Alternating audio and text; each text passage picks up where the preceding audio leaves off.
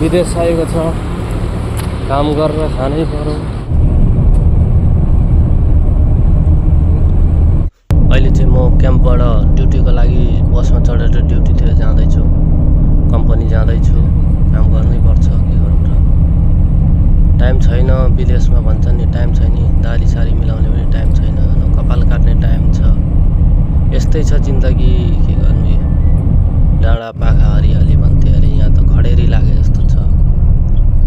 अहिले चाहिँ म जबलालीमा बस्छु र अब म केजात पुग्न लागेँ। आबुधाबी केजातमा काम गर्छु, नुन कम्पनीमा हाम्रो।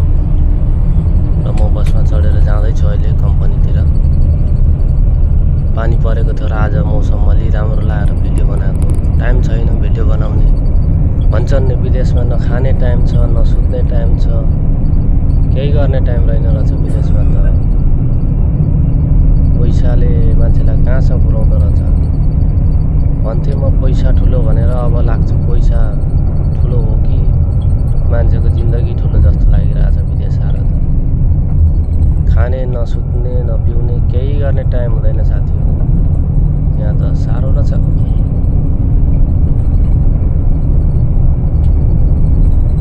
विदेश आएको छ, काम गरेर खानै पर्यो।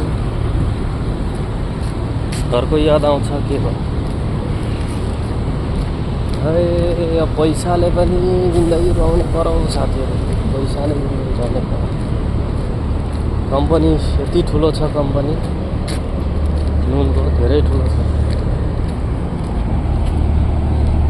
घाम लागेको छ निकै, आज पानी परेर अलि ठिक छ।